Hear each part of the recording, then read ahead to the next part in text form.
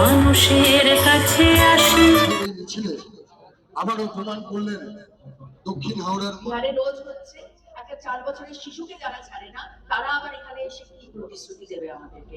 মণিপুর চলছে আর এখানে এসে যে প্রধানমন্ত্রী ঝাড়গ্রামে এসে ঝালমুড়ি খায় তার সম্পর্কে আর আমি কি বলবো, আমার কোনো ভাষা নেই।